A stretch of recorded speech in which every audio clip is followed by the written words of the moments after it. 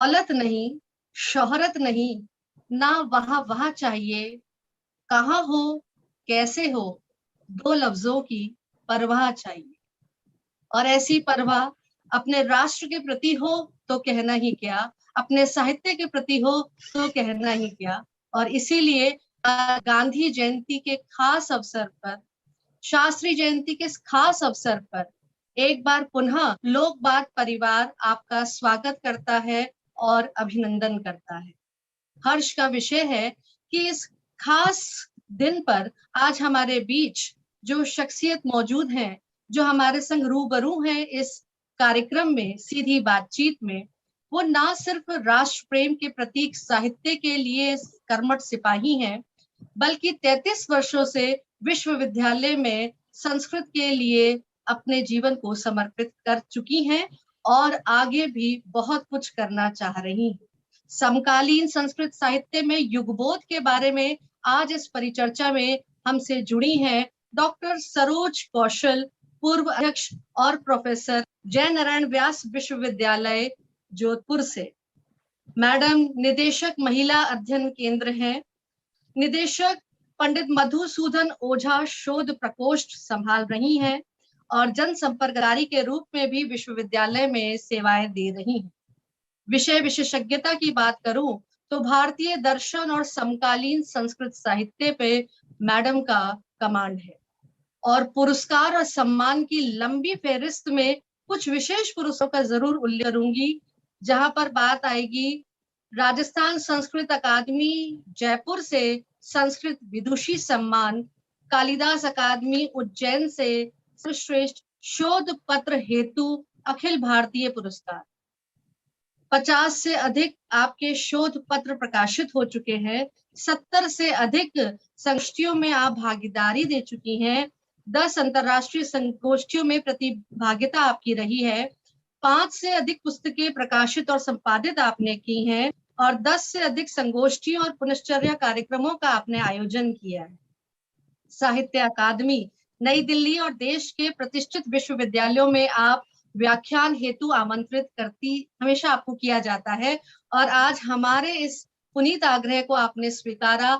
लोक बात परिवार की ओर से प्रोफेसर सरोज कौशल मैडम का हृदय से आभार और आपका स्वागत और अभिनंदन है मैडम। बहुत बहुत धन्यवाद। संस्कृत की अगर बात आप संस्कृत मैडम, आपने तो आज हमको गांधी जयंती और शास्त्री जयंती के विशेष अवसर पर जो युगबोध करने का मौका दिया, उसके लिए सबसे पहले आपका धन्यवाद। हमारे संग मित्रों, आप जानते हैं कि जुड़े हुए हैं डॉक्टर आलोक रंजन पांडे, जो कि स्वयं सूत्रधार है इस कार्यक्रम के और बहुत ही बारीकी से सेवा समर्पित है साहित्य के नाम। इसीलिए समकालीन संस्कृत साहित्य के में युगबोध के बारे में चर्चा करने में सर हमारे संग जुड़े रहेंगे। लाइव चैट बॉक्स आपके लिए रेडी रहेगा आपके सवालों को लेकर के। और करते हैं बात की शुरुआत कि भारत की एक शास्त्रीय भाषा संस्कृत, जिसे ना सिर्फ राष्ट्र में अंतरराष्ट्रीय पटल पर भी विशेष सम्मान दिया जाता है, उसमें किस प्रकार से युगबोध रहा है और आगे देखेंगे। इसकी शुरुआत करते हुए लेकिन पहले मैं जानना चाहूंगी सरोज कौशल मैडम से कि वे अपने बारे में कुछ हम सभी से साझा करें और विस्तार से हमें बताएं। बहुत धन्यवाद।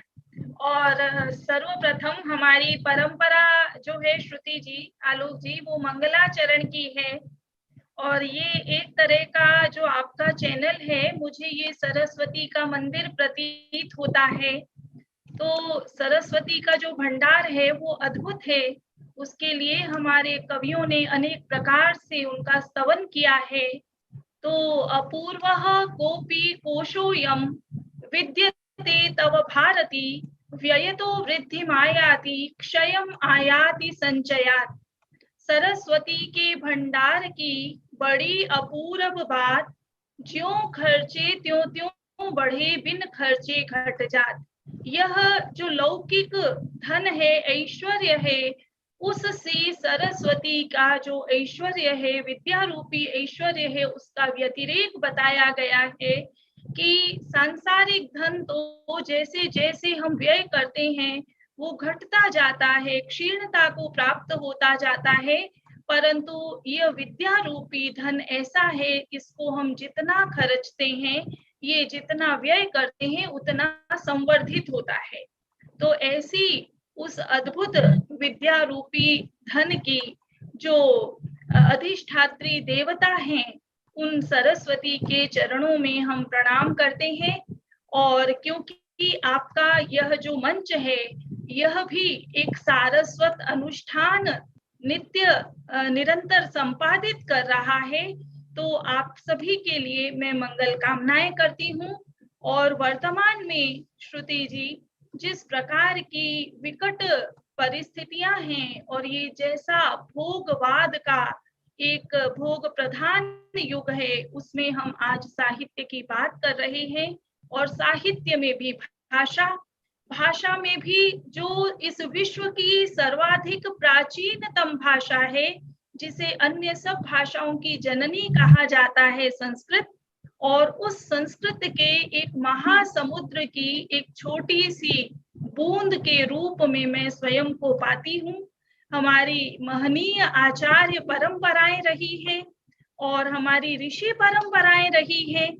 मैंने जब अपने विद्यालय में कक्षा 6 में संस्कृत को पढ़ना प्रारंभ किया था, बाल निकेतन नामक एक विद्यालय जोधपुर का, बहुत प्रतिष्ठित विद्यालय वो अपने समय में रहा, और गांधीवादी विचारधारा को लेकर वह पूरा विद्यालय किस प्रकार से उस कालखंड में संचालित किया जा रहा था। आज एक बहुत ही पावन दिवस है, गांधी जयंती है, लाल बहादुर शास्त्री जयंती है, और उसमें आज हम, जब आपने पूछा कि आप अपने बारे में बताएं, तो मुझे अपने पाठशाला का, अपने विद्यालय के पूरा परिदृश्य एकदम से याद आ गया कि किस प्रकार से गांधी जयंती पर हमारा पूरे विद्यार्थी और अध्यापक चरखा काता करते थे। 5वीं से हमको तकली सिखाई गई थी, और उस सूत से हमारे विद्यालय के जितने भी आसन और बैठने के जो भी उपकरण थे, वो वहीं पर बुने जाते थे। पूरे विद्यालय में कोई भी चतुर्थ श्रेणी कर्मचारी नहीं था। ये एक महान आश्चर्य है।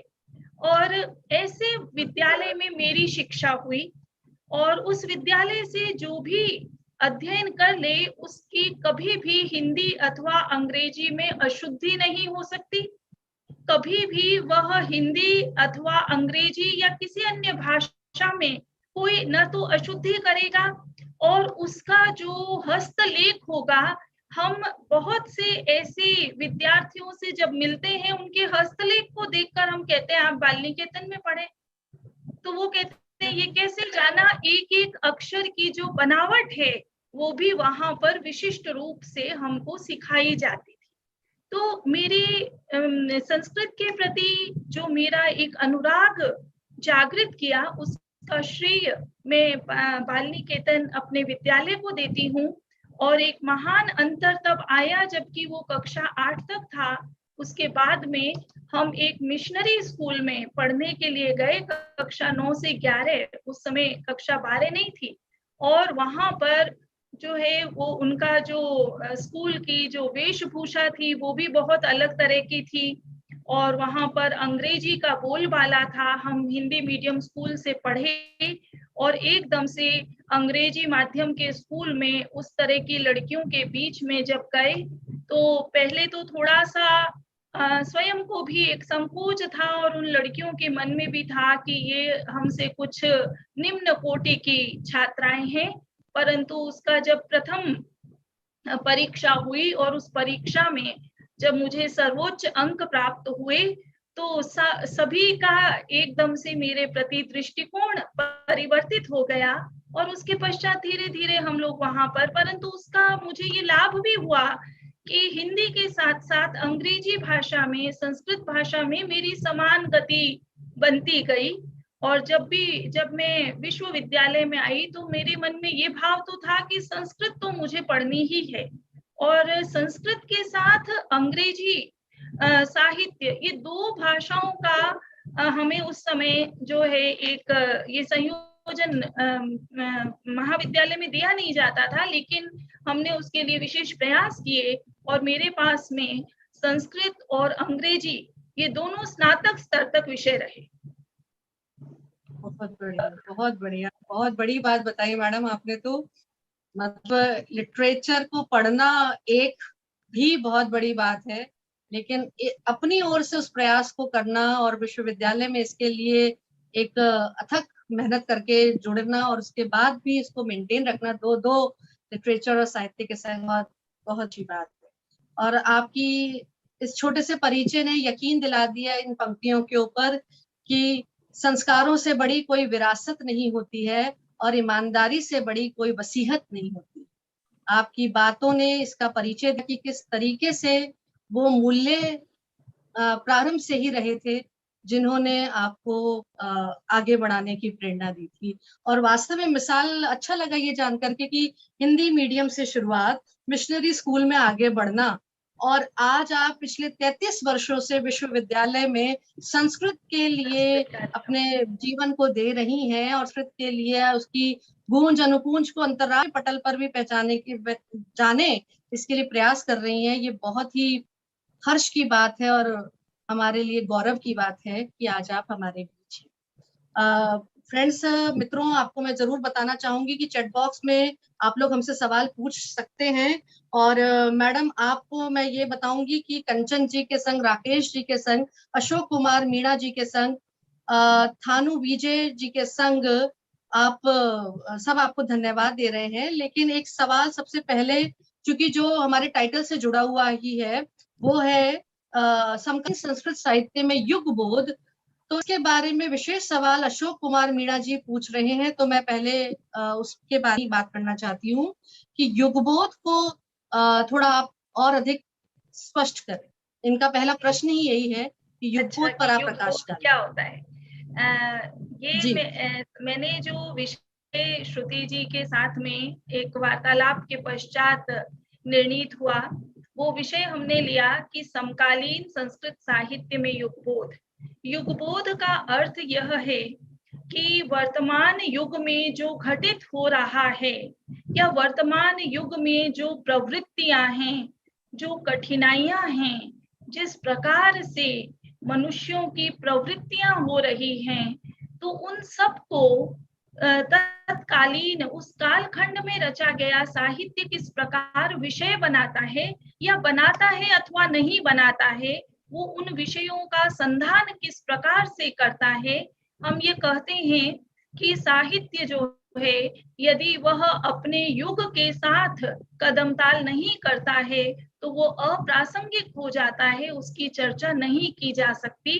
तो ये बहुत बड़ी एक भ्रांति है, मिथ्या धारणा है कि संस्कृत में केवल वैदिक साहित्य रचा गया या वाल्मीकि के द्वारा रामायण रची गई, वेदव्यास के द्वारा महाभारत और फिर कालिदास इत्यादि, और उसके पश्चात बस यहाँ तक है।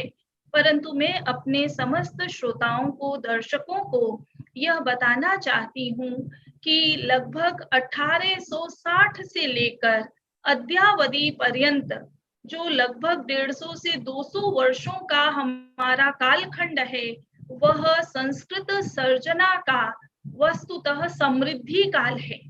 और उसमें संस्कृत के कवियों ने, पत्रकारों ने अपनी पत्रकारिता के माध्यम से और अपनी रचनाओं के माध्यम से तत्कालीन युग के जितने भी उत्तरदायित्व थे, उनको लेखन के माध्यम से, लेखनी के माध्यम से उन्होंने निभाया।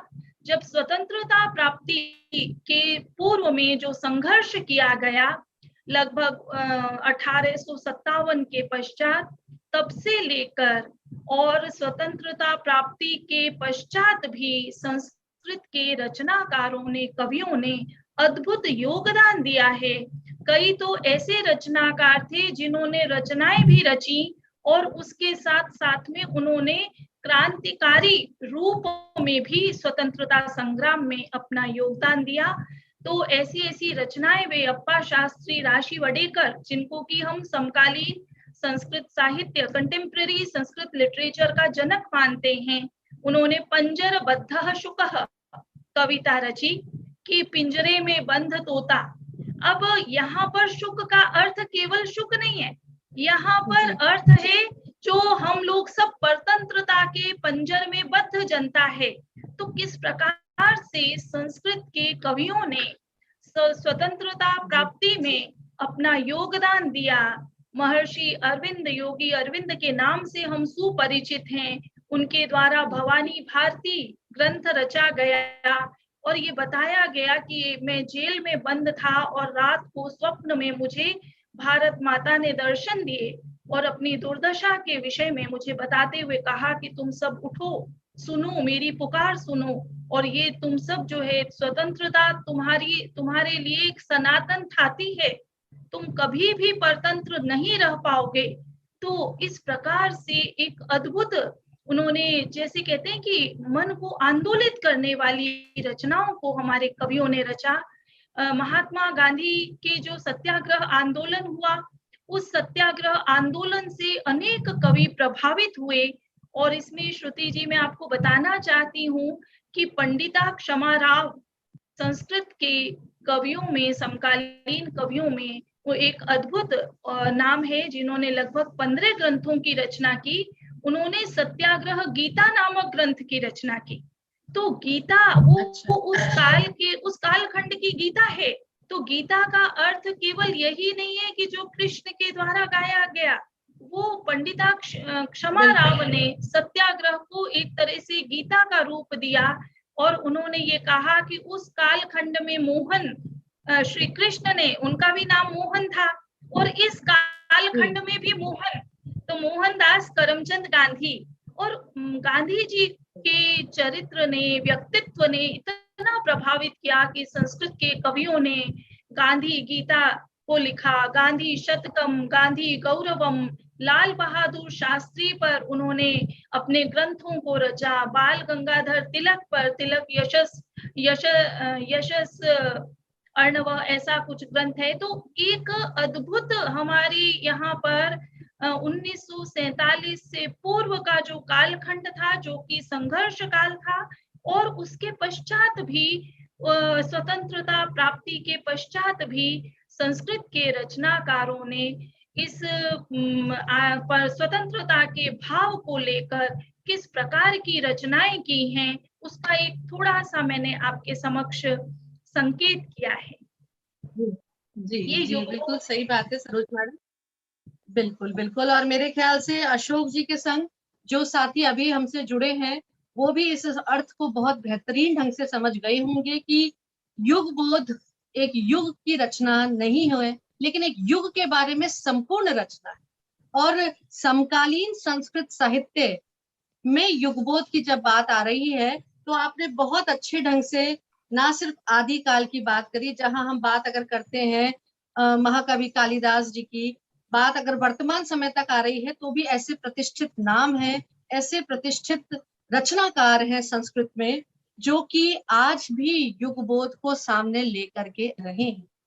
फर्क इतना है, और प्रश्न ये बनता है कि जब ये रचनाएं तब भी हो रही थी, तो क्या एक विशेष वर्ग ही उसको समझ पा रहा था, जुड़ पा रहा था, या आज जब हो रहे हैं तो भी रचनाकार अपनी साहित्य की रचना, अपना सृजन जो कर रहा है संस्कृत में कर रहा है, और जैसा आपने हमें बताया कि वो लोगों के बीच पहुंच रहा है, कि क्या उसके प्रति उतनी जागरूकता, उतनी समझ और उतनी चेतना क्या वर्तमान समय में है, और नहीं, मतलब जितनी है उसमें और किस प्रकार से प्रयास किया जा रहा है कि सुधार हो और ये आम जन तक पहुंचे और इसे वो सम्मान प्राप्त हो जो ये है, जिसके लिए ये डिजर्विंग है। आपके विचार जरूर जानना चाहेंगे मैडम।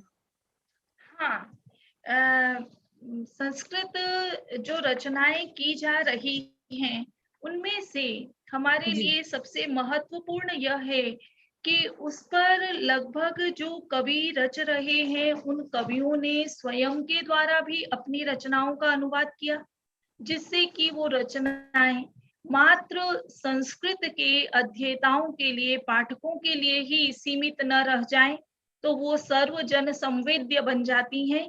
क्योंकि जब स्वयं कवि जो रच रहा है वही उसका अनुवाद कर रहा है। ऐसी अनेक गजल संग्रह हमारे यहाँ पर हैं, ऐसे अनेक हमारे यहाँ पर कविताएं हैं, जैसे कि अभिराज राजेंद्र मिश्र जी, जिनको कि अभी पद्मश्री से सम्मानित किया गया है, उन्होंने अपने अनेक गजल संग्रहों का स्वयं अनुवाद किया है।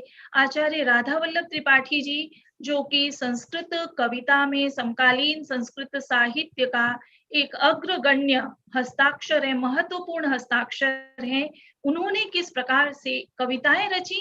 और जो अशोक जी युगबोध की बात कर रहे हैं, तो यदि मैं उनकी कविता को आपके समक्ष रखूं तो वे एक नवा नायिका कविता रचते हैं। और नवा नायिका मतलब कि पूर्व में नायिका का वर्णन हमारे साहित्य में कैसा मिलता था कि वो निरंतर अपने श्रृंगार में उसके श्रृंगार को प्रधान बनाया जाता था, परंतु अभी जो वर्तमान की नायिका है, स्त्री है, वो क्या कर रही है, क्या परिवर्तन हो गया है, और स्वयं कवि उसका अनुवाद भी करता है। तो वो केवल संस्कृत के पाठकों के लिए ही सीमित नहीं रहा, वो संकुचित दायरे में नहीं है, उसको उन्होंने विस्तार प्रदान कर दिया अर्थ की दृष्टि से भी, और अनुवाद करके सर्वजन ग्राह्य बना दिया।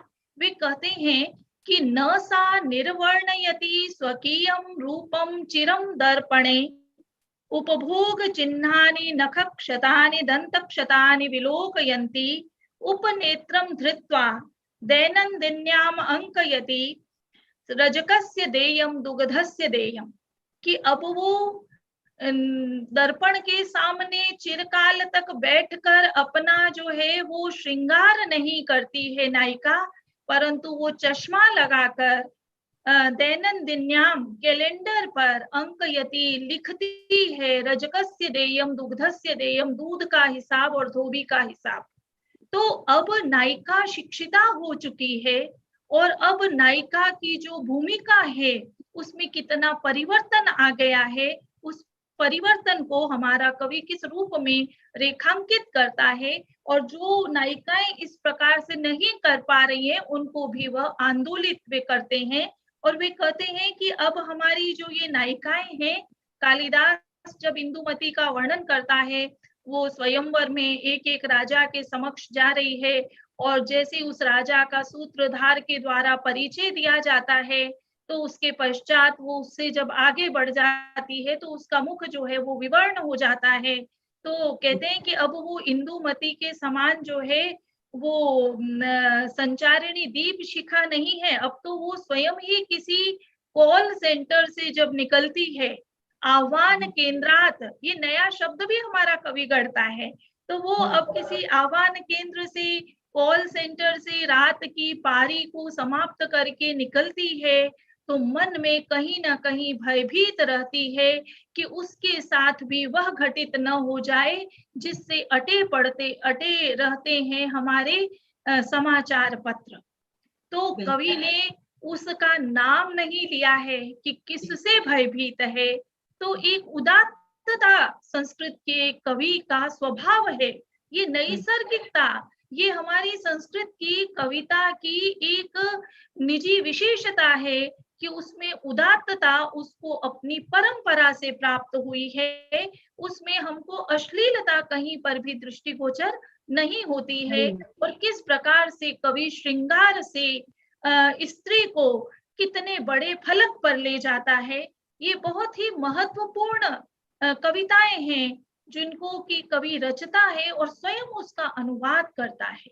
तो इस रूप में मुझे ये प्रतीत होता है कि यदि हमारे पाठकों की रुचि है तो अवश्य ही उनको यह तो शिकायत करने का कहीं अवसर ही नहीं मिलेगा कि संस्कृत समझ में नहीं आती है या संस्कृत को कैसे पढ़ें। इसका समकालीन संस्कृत साहित्य के कवियों ने अनेक रूप से समाधान किया है।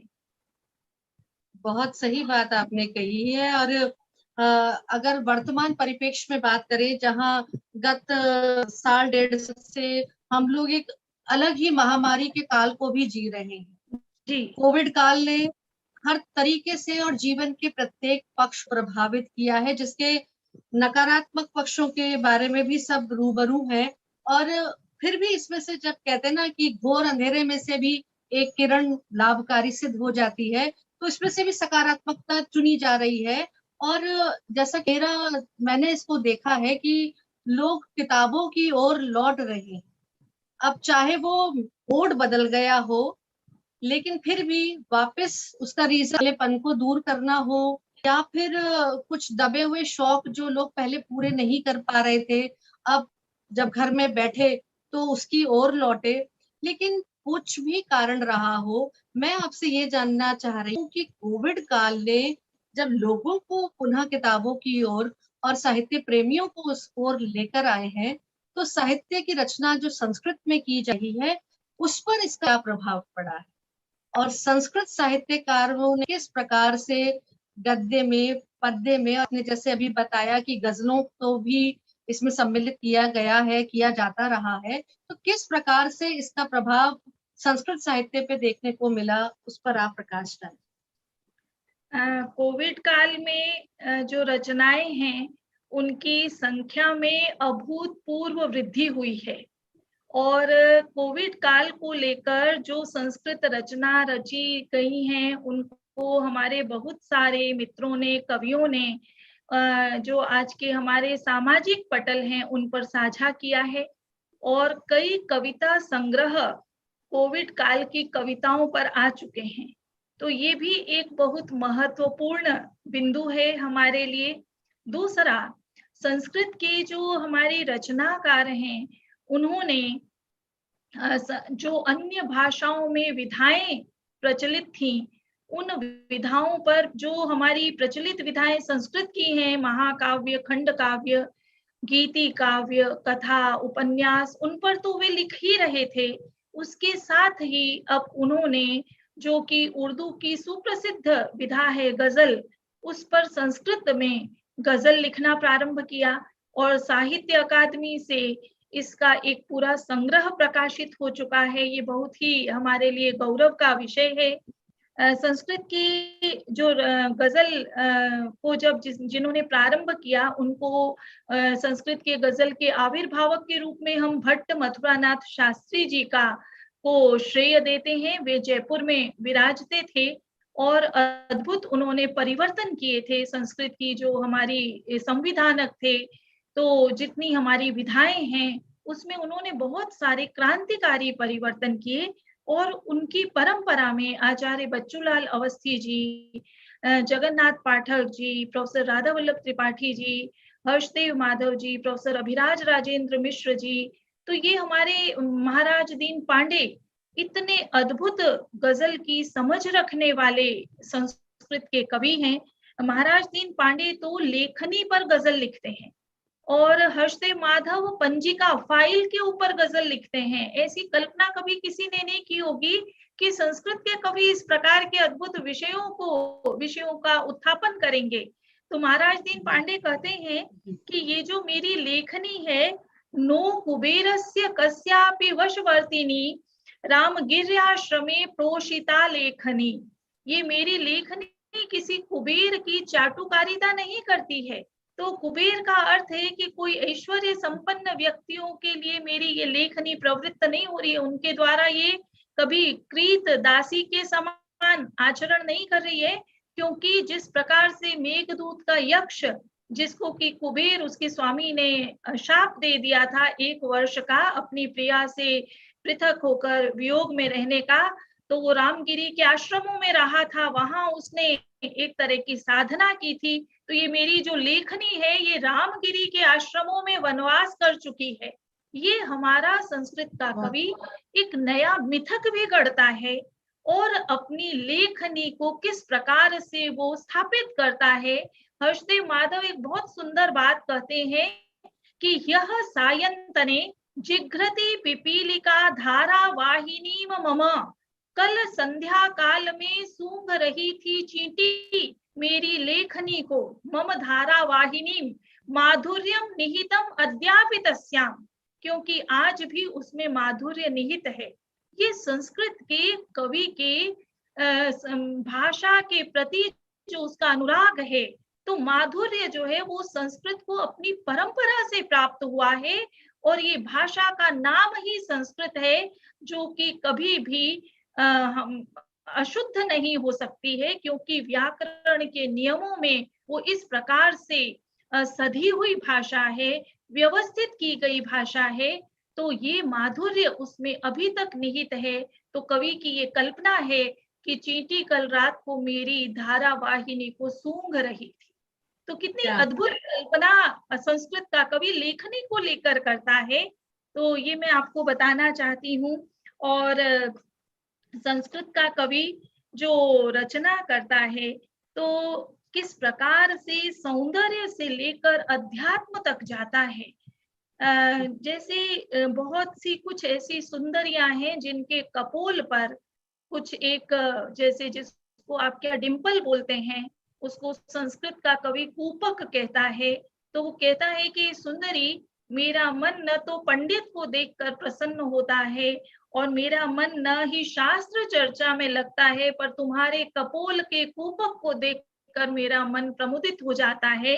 अब आप भाषा देखें श्रुति इसकी कि न मग्नम शास्त्र चर्चायाम न लग्नम पंडितम दृष्ट्वा। कितनी सरल शैली है।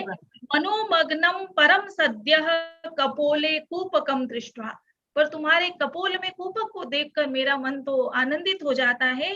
पर ये सौंदर्य से कविता का प्रारंभ करता है हमारा कवि, और बाद में कहता है कि अगाधा नाम समुद्राणाम न भगनम वीचि संघातै मनोभगनम तु नेत्रे ते जलस्यैकम कणम दृष्ट्वा। कि मेरा जो जीवन है, प्रत्येक व्यक्ति के जीवन में अनेक झंझावात आते हैं। मेरे जीवन में कितने भी झंझावात हुए, वीची संघातों से भी मेरा मन जो है कभी भग्न नहीं हुआ, परंतु हे सुंदरी, तुम्हारे नेत्रों में अश्रु के एक बूंद को देखकर मेरा मन भग्न हो जाता है। तो ये कवि का किस प्रकार का आत्मविस्तार है, ये अध्यात्म है। और कविता एक स्थूल सौंदर्य से प्रारंभ होती है। ये गजल है संस्कृत की, इतना अद्भुत अर्थ का संधान करती है।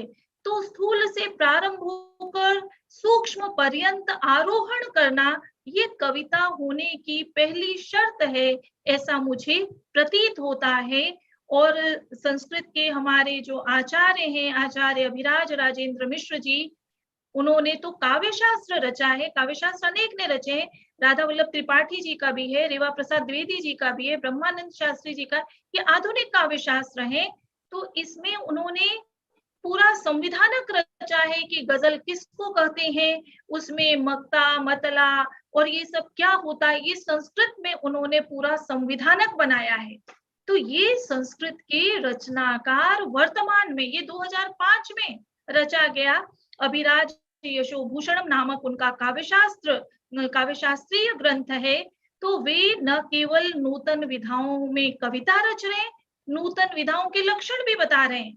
और उनका ये सूचना है कि यदि हमारी परंपरा में इन विधाओं के पूर्व में जब आचार्य भरत और अभिनव गुप्त और आनंदवर्धन और पंडित राज जगन्नाथ, ये जो हमारी परंपरा थी जिन्होंने काव्य शास्त्र रचा, उस समय में तो ये विधाएं नहीं थी। तो जिस समय में ये विधाएं हैं, उस समय में उन विधाओं में भी रचना करना और उन विधाओं के लक्षणों का निर्माण करना, ये हमारे समकालीन संस्कृत साहित्य की एक अद्भुत विशेषता है जो मुझे परिलक्षित होती है। बहुत एक अकेले अभिराज राजेंद्र मिश्र जी ने लगभग 500 गजलें रच दी हैं। और उसके पश्चात गालिब के जो ग्रंथ है, उसका जगन्नाथ पाठक जी ने पूरा अनुवाद कर दिया है। आप सोचें कि संस्कृत की जो समकालीन जो संस्कृत का साहित्य है, उसमें कितने विविध प्रकार के आयाम वो हमको प्रदान करता है। बहुत बहुत आपने सच में आंखें खोली हैं और ऐसी बातों पर हम सभी का ध्यान आकर्षित किया है जो कि शायद सामान्य रूप से नहीं जानकारी में हमारे थे। और ये बात आपकी बिल्कुल सही है कि संस्कृत को धर्म आधार से तो जोड़ा ही जाता था। सौंदर्य की बात बिल्कुल आपने करी है, लेकिन गजल एक ऐसी रचना है, एक ऐसी विधा है जिसमें संस्कृत का जो क्षेत्र अब बन चुका है, जो आप हमें बता रही हैं 2005 से विशेष रूप से, वो बहुत खुशी की बात है हम सभी के लिए कि शायद अब कोई ऐसी विधा नहीं रही है, मतलब अब ये नहीं कहा जा सकता कि संस्कृत का कवि सिर्फ प्राचीन विधाओं में ही काम कर रहा है, उसने नूतन विधाओं को भी अपनाया है और अपना नाम उसमें दर्ज बहुत अच्छे ढंग से किया है। अब इतनी अच्छी रचना हमने सुनी है और आप भी हमारे बीच हैं, मैं चाहूंगी कि आपकी भी रचना एक बार हम सभी सुने और उससे लाभान्वित हों। आप अपनी भी एक कुछ स्वरचित रचना हम सभी से साझा करें, ये मेरा निवेदन है आपसे। मैंने भी अपने जो हमारे समकालीन संस्कृत कवि परंपरा है, उनके निरंतर संपर्क में रहते हैं और उनकी अभिप्रेरणा से कविता रचने का उपक्रम निरंतर, और कोविड काल में विशेष रूप से बहुत ही आनंद हुआ हमको, क्योंकि बहुत ही सरस्वती ने इस प्रकार के कुछ उद्बुद्धि दे दी थी। तो हमारी एक, मैं अपनी कविता आपको सुनाती हूँ यदि आप आग्रह करती हैं। ये कविता एक प्रश्न के रूप में है। हमारी परंपरा ने नायक के भेद भी किए और नायिका के भेद भी किए। तो जब नाट्य शास्त्र में हम नायक के भेद पढ़ते हैं तो नायक कैसा होना चाहिए, धीरोदात्त होना चाहिए, धीर ललित हो सकता है, धीर प्रशांत हो सकता है, धीरोधत्त हो सकता है। पर जब नायिका के भेद आचार्य करते हैं तो वे कहते हैं कि ये मानिनी, मुग्धा, अभिसारिका। तो इस बात पर मेरे मन में आया कि नायिका धीरोदात्ता क्यों नहीं होती, या नायिका जो है वो धीर ललिता क्यों नहीं होती। जो कला प्रेमी है उसको धीर ललित कहा जाता है। तो मैंने अपने आचार्यों से प्रश्न पूछा जिन्होंने ये विभाग किए।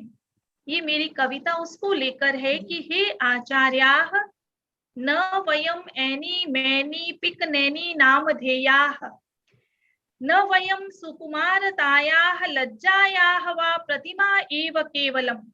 कि हे आचार्य, हम कोई एनी मैनी पिक नैनी नहीं है, हम लज्जा और सुकुमारता की मूर्तियां नहीं हैं।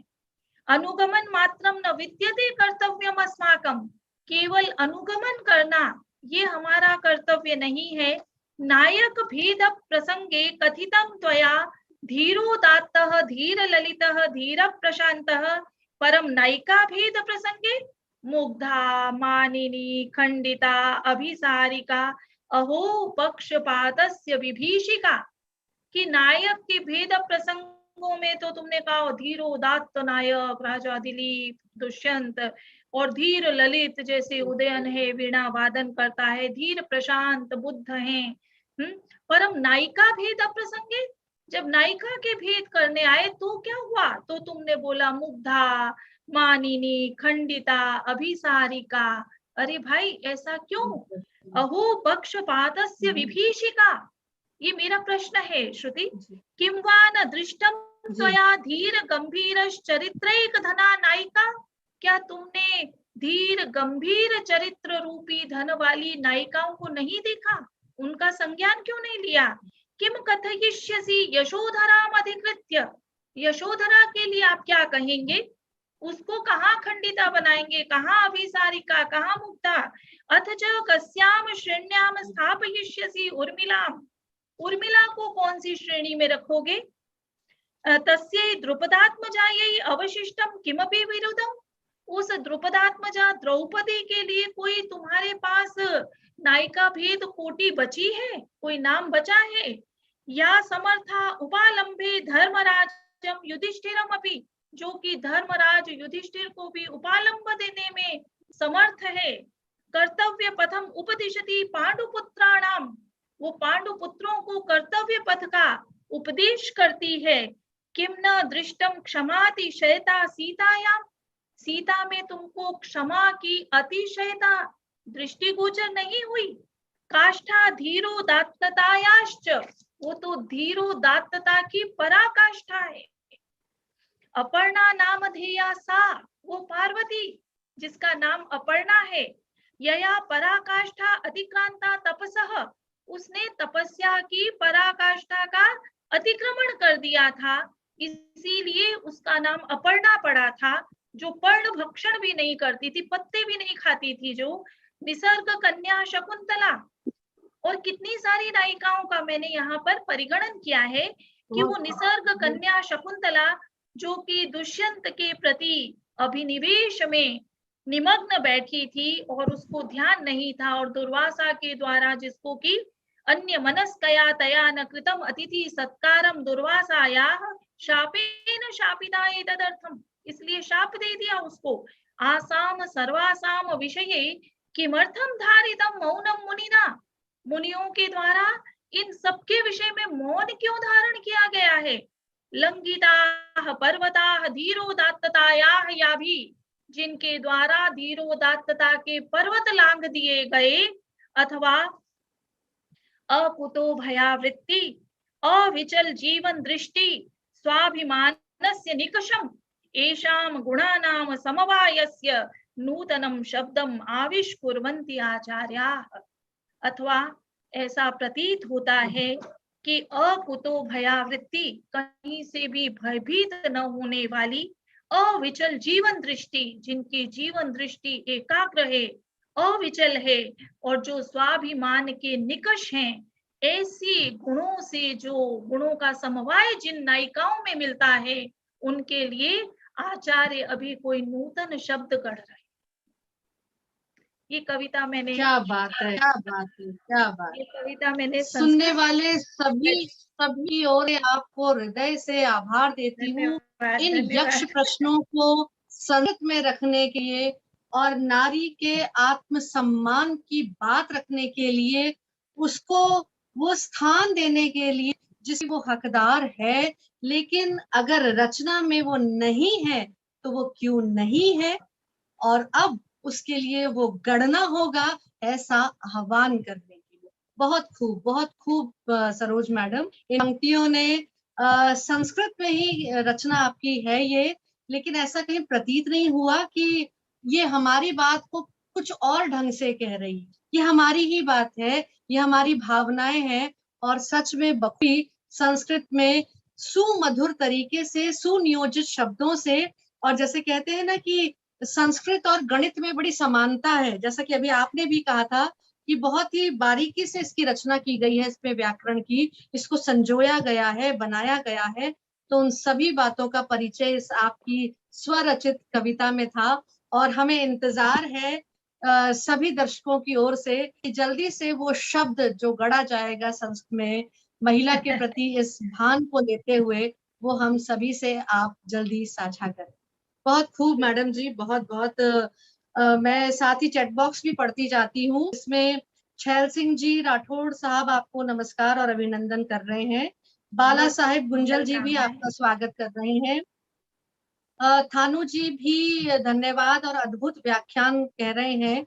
और एक सवाल छैल सिंह जी का है, जो कि मेरा सवाल है, लेकिन मैं इस सवाल को थोड़ी देर बाद पूछना चाह रही थी, लेकिन चूंकि छैल सिंह जी पहले पूछ चुके हैं तो अब मैं इन्हीं का ही प्रश्न लेना चाहूंगी। और ये जानना चाह रहे हैं कि वर्तमान समय में संस्कृत भाषा को विश्वविद्यालय स्तर पर अनिवार्य करना चाहिए।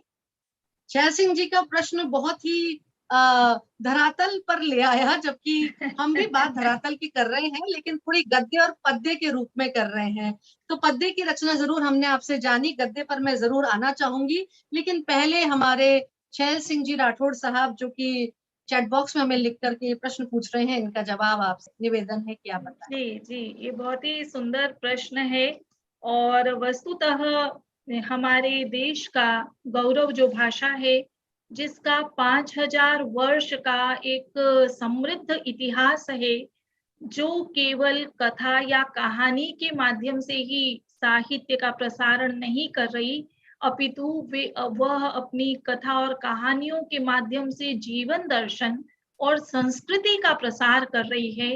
तो प्रत्येक भाषा का अपना एक स्वभाव होता है, और संस्कृत का जो स्वभाव है वो अद्भुत स्वभाव है। अनेक इसके ऊपर प्रयोग किए गए हैं, और उन प्रयोगों के बाद में ये प्रमाणित किया गया है कि इसके उच्चारण से आपकी सारी स्वर तंत्रियां किस प्रकार से झंकृत होती हैं, किस प्रकार से स्वास्थ्य का आधान करती है ये भाषा, किस प्रकार से केवल शारीरिक स्वास्थ्य ही नहीं, ये आपके मानसिक स्वास्थ्य का भी संधान करती है, आपके बौद्धिक स्वास्थ्य को भी यह और ये वो भाषा है जो आपको स्थूल से लेकर सूक्ष्म पर्यंत आरोहण करवाती है। ये उपनिषद साहित्य के माध्यम से भी किस प्रकार से आपको अध्यात्म की सूक्ष्मताओं में ले जाती है। तो ये हमारी जो कर्णधार हैं, जो नीति निर्धारक हैं, वस्तुतः उनको इस विषय में चिंतन करना चाहिए कि इस भाषा को हम अंग्रेजी को कक्षा 1 से जब पढ़ा सकते हैं तो हम संस्कृत को भी कक्षा 1 से पढ़ा सकते हैं, पढ़ाया जाना चाहिए। और मैंने जब संस्कृत को कक्षा 6 से पढ़ा, उसके बाद में नित्य प्रति जो मेरा इसमें अनुराग संवर्धित हुआ और मैं स्वयं को धन्य मानती हूँ कि हे प्रभु, तूने मुझे इस भाषा के लिए चुना। ये मेरे मन का भाव है। इस भाषा की जो वर्तमान की आचार्य परंपरा है, श्रुति जी, मैं इसलिए नहीं कहती कि मैं संस्कृत की हूँ तो मुझे उनसे एक विशेष प्रकार का उनके प्रति श्रद्धा है। उनका जो बौद्धिक स्तर है वो मुझे आज के जितने भी आचार्य गण हैं मैं सभी के प्रति श्रद्धा करती हूँ, परंतु उनका बौद्धिक स्तर सर्वातिशायी मुझे प्रतीत होता है। उनका चिंतन स्तर मुझे, और वह चिंतन स्तर, वह बौद्धिक स्तर उनको इस संस्कृत भाषा के साहित्य ने प्रदान किया है, भारतीय दर्शन ने प्रदान किया है।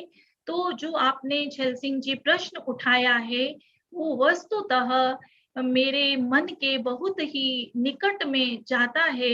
और मैं सोचती हूँ कि प्रत्येक व्यक्ति, चाहे वह अभियांत्रिकी को पढ़े, वह वाणिज्य को पढ़े, वह विज्ञान को पढ़े, परंतु यदि वह संस्कृत के साहित्य को विशेष रूप से पढ़ता है तो उसके मन में जो आस्तिक्य बुद्धि है, जो श्रद्धा भाव है, वो हमारे जिन पात्रों का साहित्य में वर्णन किया गया है उनसे अनायास ही हमारे चरित्र में किसी न किसी रूप में संक्रांत तो होता ही है।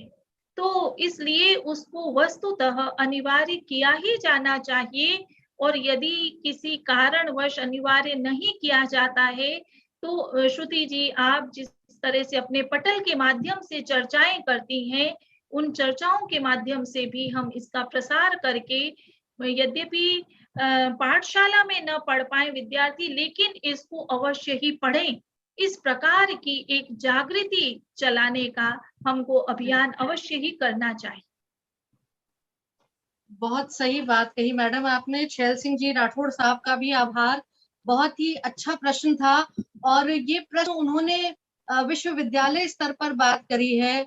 आपने इस बात को भी प्राथमिक से ही प्रारंभ करने की बात की है और मेरी बात में भी आप दोनों समाहित हैं कि अगर शायद ये शुरुआत घर से ही हो जाए तो फिर बाहर जाने के बाद पल्लित और पुष्पित और संवर्धन ही होगा।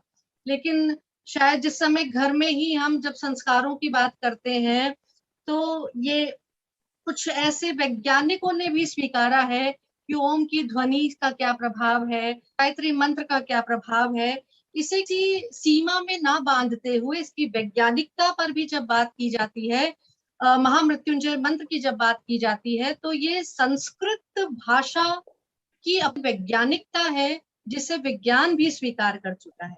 और शायद यही कारण है कि आज के इस दौर में जहां डिजिटलाइजेशन है, जहां ऑडियो बुक्स हैं, जहां पॉडकास्ट काम कर रहा है, वहां पर एक वर्ग इनके माध्यम से भी संस्कृत को सुनने के लिए प्रयासरत है। और आलोक रंजन पांडे सर के जैसे बहुत सारे साथीगण जो इस लोकबात परिवार से जुड़े हुए हैं, वो साहित्य के प्रति ही एक मुहिम लेके चल रहे हैं, भाषा संवर्धन के मुहिम लेके चल रहे हैं कि इसको किस प्रकार से और ज्यादा पल्लवित और पुष्पित किया जाए, इसका संवर्धन किया जाए। और आपका हमें ये कहना यकीनन हमारे लिए एक प्रशस्त मार्गदर्शन की तरह है। बहुत बहुत आभार। मैं अब इस महत्वपूर्ण प्रश्न के लौटती हूँ गद्य और पद्य के दौर में, और अब मैं जानना चाहती हूँ कि संस्कृत में गद्य की कौन ऐसी विधाएं हैं जिनमें संस्कृत के कवि ने युग बोध और जीवन दर्शन को निरूपित किया है। पद्य के बारे में आपने हमें बहुत विस्तार से बताया और इसी बहाने एक बहुत ही महत्वपूर्ण प्रश्नों भरी आपकी कविता भी हमने जानी, लेकिन आप गद्य के बारे में भी आपके विचार हम जानना चाहेंगे। जी, संस्कृत गद्य की एक बहुत ही समृद्ध परंपरा रही है और बाण भट्ट को हम उसमें कहते हैं कि बाणोच्छिष्टम जगत सर्वम, कि बाण का ये जो जितना भी जगत है ये बाण का उच्छिष्ट है, अब जूठन मात्र है। मतलब ऐसे अद्भुत कवि हमारे परंपरा में रहे हैं, ये हमारा गौरव है। लेकिन वर्तमान में संस्कृत के कवियों ने गद्य की अनेक नूतन विधाओं का आविष्कार किया है, जिसमें मैं सर्वप्रथम ललित निबंध को उद्धृत करना चाहूंगी। भट्ट मथुरानाथ शास्त्री जी जो ललित निबंध को लेकर आए और उधर हिंदी में बालकृष्ण भट्ट जी इत्यादि जो हैं वो ललित निबंध को, उसके पश्चात ललित निबंध का पोषण किया है आचार्य हजारी प्रसाद द्विवेदी जी और अन्य बहुत ही हिंदी के महनीय आचार्यों ने। तो जब भट्ट मथुरानाथ शास्त्री जी रचना करते हैं तो आप आश्चर्य करेंगे, उनके निबंधों का विषय है किंतोह कुटिलता, किंतु की कुटिलता। और उसमें उन्होंने कहा है कि हम अपने जीवन में जब भी कोई काम करने लगते हैं, करते करते जैसे ही हम उसके अंतिम पायदान तक पहुंचने को होते हैं, तो कोई ना कोई ऐसी बात आ जाती है कि अरे ये हो तो जाता किंतु। तो कहते हैं ये जो किंतु है ये आपके जीवन का एक ऐसा अनिवार्य जैसा बिंदु हो गया है, परंतु इन किंतुओं परंतुओं से भयभीत होकर आपको अपने लक्ष्य को नहीं छोड़ना है। और उन्होंने ये निबंध लिखा इतनी रोचक शैली में, और उसमें उन्होंने ये बताया कि लगभग 17 वृत्तांत अपने जीवन के उन्होंने दिए कि हमने एक बहुत परिश्रम करके पुस्तक लिखी और किसी विद्वान के पास लेकर गए। उन्होंने कहा पुस्तक तो आपकी बहुत अच्छी है, किंतु यदि ये हिंदी में होती तो अधिक अच्छा रहता। तो उन्होंने कहा वहां पर भी वो किंतु महाशय आ गए। कभी कुछ अंग्रेज जो यात्री आए उनको लेकर वो किसी अरण्य में घुमाने के लिए ले गए, उस दिन वो बंद था, तो वहां पर जो है अधिकारी ने बोला कि हम खोल तो देते बट, तो उन्होंने कहा किंतु अब बट का रूप लेकर वहां पर आ गया था, किंतु अब किंतु से तो हम बच जाते लेकिन मगर के मुख में हम पड़ गए। तो ऐसा करके एक इतना रोचकता का आधान किया और उसके बाद उन्होंने लगभग 17 वृत्तांत उस अपने निबंध में लिखे। और आप आश्चर्य करोगे कि उसमें साहित्य के भी दृष्टांत हैं। अब साहित्य में उन्होंने एक उदाहरण लिखा, उन्होंने कहा कि महर्षि वेदव्यास ने गणेश के माध्यम से महाभारत को लिखवाया। गणेश जो है वो उनके लेखक थे, तो उन्होंने एक श्लोक लिखवाया, सत्यम मनोरमा रामा सत्यम रम्या विभूतयः, कि मनोरम जो स्त्रियां हैं ये भी सत्य हैं और ये रम्य विभूतियां ऐश्वर्य भी सत्य है, किंतु वो कहते हैं साहित्य में भी ये किंतु आ गया। कहते हैं किंतु मतांगना अपांग भंगी लोलम ही जीवितम, परंतु ये जो जीवन है ना ये मदमस्त स्त्रियों के अपांग भंग के समान चंचल है। जिस तरह से हमारा आंखों का निमेष उन्मेष जो है वो निरंतर होता है, तो ये जीवन वैसा ही चंचल है। तो ये जीवन जो है, अब उन्होंने कहा कि किंतु ने यहाँ पर आके सारा रंग में भंग कर दिया। तो ये गद्य की विधा है। आप आश्चर्य करें, जब मैंने उनके इस निबंध को पढ़ा तो प्रत्येक वृत्तांत के बाद में वो कहते हैं कि एषः कुटिलः किंतु दूर दूर पर्यंतम अभी आक्रमणम करोति। ये जो कुटिल किंतु है ये दूर दूर तक आक्रमण करता है, ये छोड़ता नहीं है किसी को। तो कहीं कहते हैं कि कदाचित तु अयम क्रूरः किंतु मुखस्य कवलम अभी आछिनत्ति। ये क्रूर किंतु जो है ये मुख के ग्रास को भी छीन लेता है, कि जैसे ही हम मुख में ग्रास डालने लगते हैं वैसे ही ये किंतु वहां पर आ जाता है। अयम किंतु रंगे अपि भंग संपादकम, ये किंतु जो है रंग में भंग कर देता है। ये हिंदी का मुहावरा है पर इसको संस्कृत में उन्होंने परिणत कर दिया। तो कहते हैं कि कहीं ये किंतु जो है सिंह का रूप लेकर हमेशा मुझसे मिलने के लिए अग्रसर रहता था, तो मतलब किंतु से मैं इतना भयभीत होने लगा जैसे सिंह से भयभीत होता हूँ। तो ऐसा बहुत ही एक विस्तृत आलेख लिखा, और ये आलेख मनोरंजन तो करता ही है, एक बार तो अगर हम स्थूल दृष्टया इसको देखते हैं, परंतु ये आलेख, ये जो ललित निबंध है, ये हमको जीवन दर्शन भी प्रदान करता है कि जीवन में ऐसे अनेक किंतुओं परंतुओं से संघर्ष करते हुए ही आपको जीवन को अग्रसारित करना है। ये संस्कृत के कवि का इतना व्यावहारिक जीवन दर्शन है। ये आदर्श ही नहीं करता है, वो आदर्श नहीं गढ़ता है, वो व्यवहार के साथ में शास्त्र को किस प्रकार से सम्मिश्रित करके हमको जीवन दर्शन की ओर ले जाता है। उसी तरह से भट्ट मथुरानाथ शास्त्री जी ने एक बहुत ही सुंदर निबंध लिखा संस्कृत भाषा के ऊपर, और ऐसा प्रश्न आपने उठाया नहीं है लेकिन लोग बहुत उठाते हैं। उन्होंने कहा कि एक उसका निबंध का शीर्षक है गंधर्व सेनस्य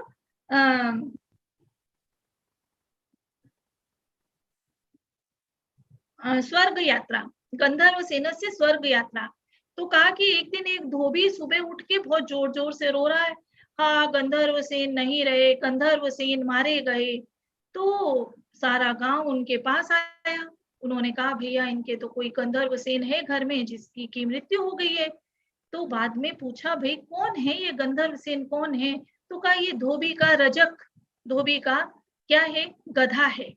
तो कहते हैं ये कहानी उन्होंने सुनाई पहले अपने ललित निबंध में।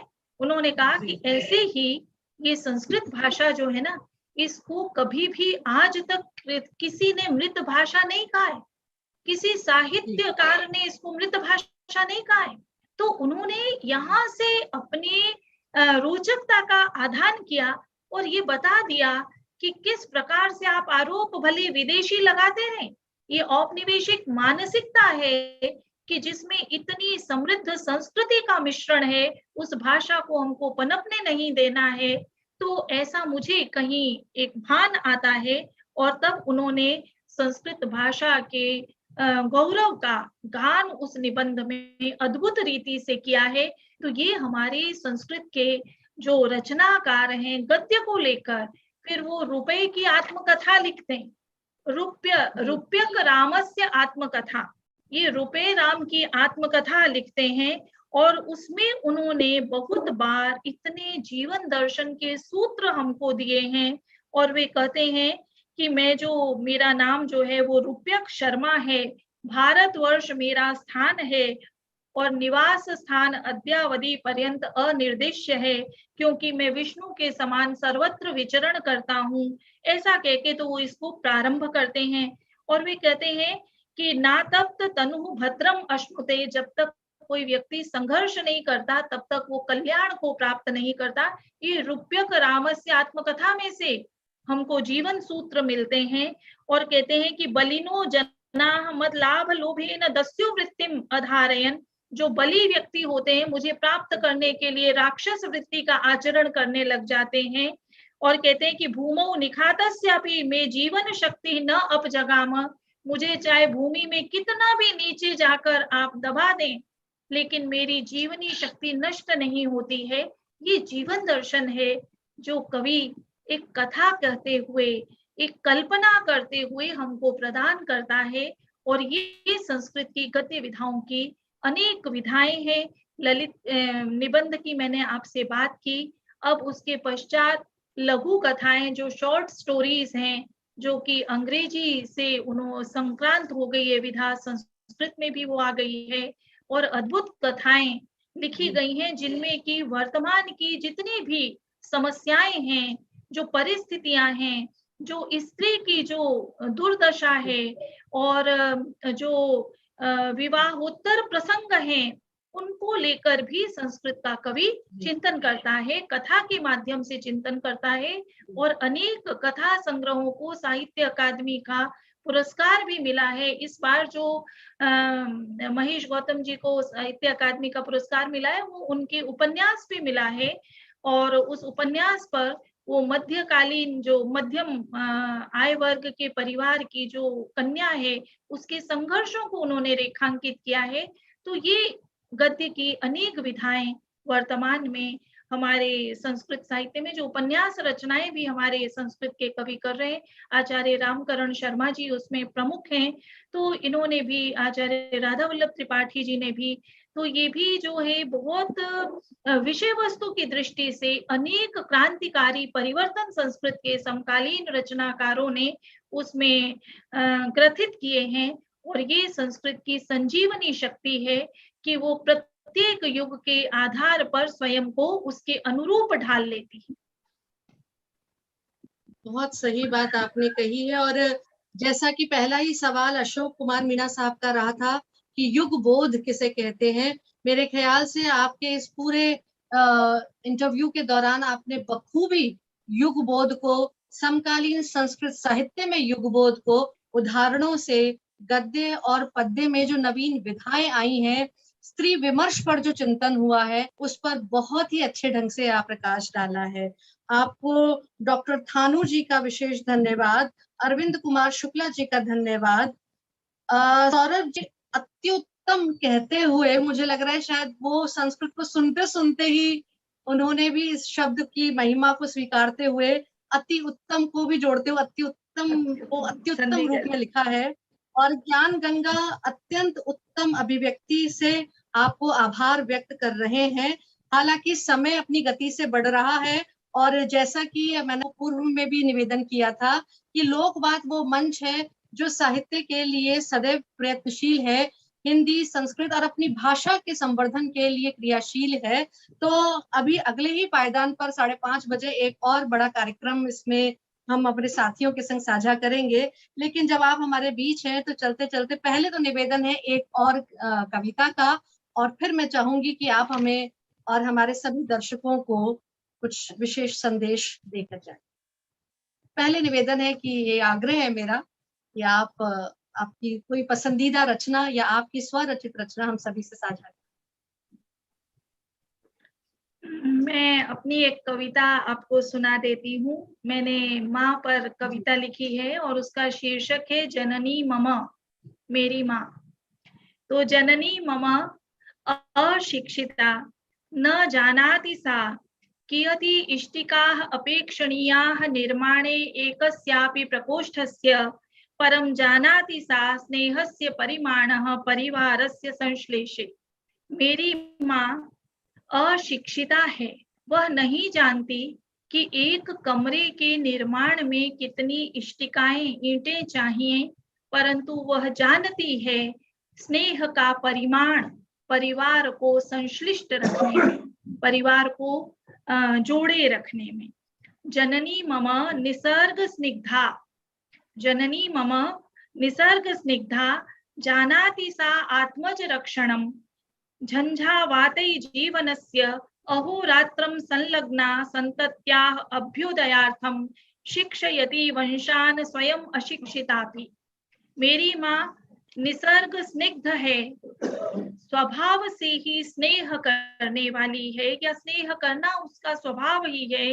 वह जानती है जीवन के झंझावातों से संतान की रक्षा करना, अहोरात्र अपनी संतति के अभ्युदय के लिए संलग्न रहती है, स्वयं अशिक्षित होते हुए भी पीढ़ियों को शिक्षित करती है। तो शिक्षयति वंशान स्वयं अशिक्षितापि, ये विरोधाभास है उसमें। जननी मम वज्रादपि कठोरा मृद्वी कुसुमादपि, वो वज्र से भी अधिक कठोर है और पुष्प से भी अधिक कोमल है। विरोधाभासाणाम मानवीकरणम, वो विरोधाभासों का मानवीकरण है। अबला सत्यपि सबलतमा, वो अबला कहलाती है परंतु वो सबलतमा है। ये सुपरलेटिव डिग्री है, तम प्रत्यय हमारे यहाँ पर है। जननी मम सर्जना साधर्म्यात सच्चिदानंद रूपिणी, मेरी माँ सर्जना करती है इस सृष्टि में। या तो प्रजापति सर्जना करता है और अपने बाद में उसने केवल माता को ये सर्जना का अधिकार दिया है। तो मेरी माँ सर्जना के साधर्म्य के कारण प्रजापति के सच्चिदानंद रूपिणी है। वो संतति परंपराया सत, मैंने ये कल्पना की है माँ कभी जो है वो कहीं नहीं जाती, अपनी संतति की परंपरा से वो हमेशा विद्यमान रहती है। उसका मातृत्व चित है और क्योंकि वो मोदक प्रदा है, सदा प्रमुदिता अवस्था में रहती है, मोद प्रदान करती है, इसलिए वह आनंद रूपिणी है। स्थूलस्य क्षति न तु सारस्य। स्थूल के देह की क्षति तो होती है, परंतु मातृ रूप सार की क्षति कभी नहीं। तो ये मैंने माँ को लेकर कुछ कल्पना की थी, जननी ममा। और मैं अपनी माता जी को भी इसके माध्यम से प्रणाम करती हूँ। मेरे माता पिता ने अपना पूरा जीवन बहुत तपस्या करके हमारा अध्ययन के प्रति जो उनका एक विशेष रूप का अध्यवसाय था, उसी का ये सुपरिणाम है। यदि मैं एक छोटे से भी किसी मंच तक पहुंचती हूँ या कहीं पर किसी पद पर पहुंचती हूँ, उसका पूरा का पूरा श्रेय मेरे माता पिता को जाता है। और इस कविता के माध्यम से श्राद्ध पक्ष में मुझे श्रद्धांजलि अर्पित करने का एक सुअवसर श्रुति आपने प्रदान किया है। बहुत बहुत धन्यवाद आपको। और मैं अपने समस्त पाठकों, दर्शकों, श्रोताओं से ये निवेदन करना चाहती हूँ कि साहित्य जो है वह मनुष्य को एक निरंतर उत्त से उत्तर मनुष्य बनाता है और उत्तर से उत्तम मनुष्य बनाता है। यदि हम उस साहित्य का अनवरत रूप से श्रवण करते हैं, चिंतन करते हैं, मनन करते हैं, कोई भी कविता पढ़ते हैं या कोई कहानी पढ़ते हैं, वो केवल हमको कथा सुनाकर मनोरंजन नहीं करती है, परंतु वो हमारे हृदय के किसी कोने में अपना स्थान बनाती है। और फिर तदनंतर धीरे धीरे वह हमारे भीतर एक उत्तम मनुष्य की संकल्पना को चरितार्थ करती हुई मुझे प्रतीत होती है। यही मेरा एक छोटा सा निवेदन है अपने समस्त पाठकों और श्रोताओं से। बहुत खूब, बहुत खूब, बहुत सरलता से इतनी गंभीर बात आपने इस पूरे 1 घंटे के सफर में हम सभी से साझा की, और एक शास्त्रीय भाषा के प्रति अपने प्यार और उद्गार को तो व्यक्त किया ही, लेकिन मेरा विश्वास है कि सुनने वाला हर श्रोता और देखने वाला हर दर्शक यकीनन उसी तरीके से प्रभावित और लाभान्वित हुआ होगा। समकालीन संस्कृत साहित्य में युगबोध पर आपके ये विचार हम सभी का सदैव मार्गदर्शन करेंगे। आप हमारे संग जुड़ी और इतने अनमोल विचारों से हम सभी को लाभान्वित किया, इसके लिए आपका हृदय से कोटिशः आभार। बहुत बहुत मित्रों, धन्यवाद। आप जुड़े रहिए। लोकबात का ये प्रयास सतत है कि आप तक वो बातें लेकर के आए जो हमारे देश की संस्कृति की पहचान है। अभी 5:35 पर विश्व हिंदी संगठन नई दिल्ली के द्वारा परिचर्चा गांधी आज और कल आपके लिए कुछ ही मिनटों में साझा होगी। तब तक के लिए आभार, और लोक बात परिवार की ओर से आपका आलोक रंजन पांडे सर की तरफ से भी हृदय से आभार और धन्यवाद। नमस्कार।